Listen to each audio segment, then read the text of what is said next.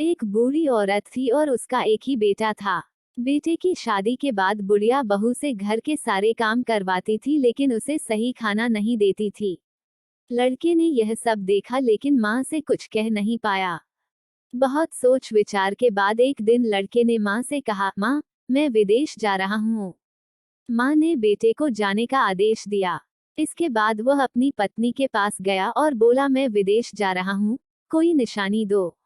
इतना कहकर वह पति के चरणों में गिर पड़ी और रोने लगी। इसने गोबर से लथपथ हाथों से पति के जूतों पर छाप छोड़ी।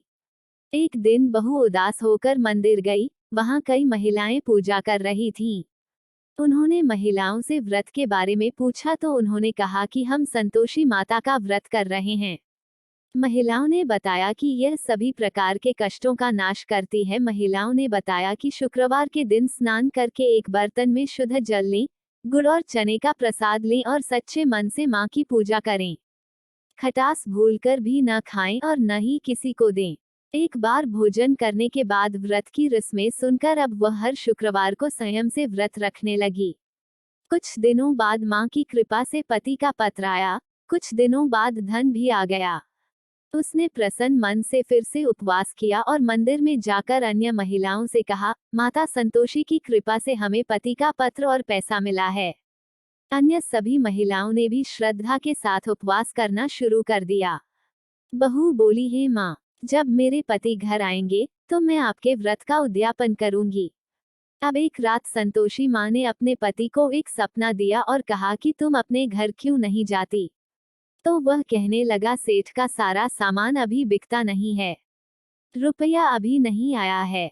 उसने सेठ को सपने के बारे में सब कुछ बताया और घर जाने की अनुमति मांगी, लेकिन सेठ ने मना कर दिया।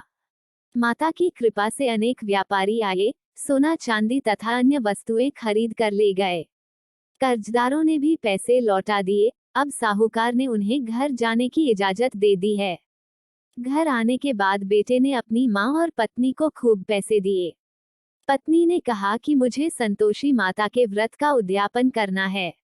उसने सभी को आमंत्रित किया और उद्यान की सारी तैयारी की। एक पड़ोसी महिला उसे खुश देखकर ईर्ष्या करने लगी।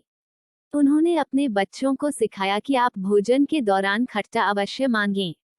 उद्यापन के समय भोजन करते समय बच्चों में खटास आ गई तो बहू ने पैसे देकर उनका मनोरंजन किया। बच्चे दुकान से इमली और खट्टी मलाई खाने लगे तो मां को बहू पर गुस्सा आ गया। राजा के दूत उसके पति को ले जाने लगे तो किसी ने बताया कि बच्चों ने उद्यान में पैसे की इमली खाई है।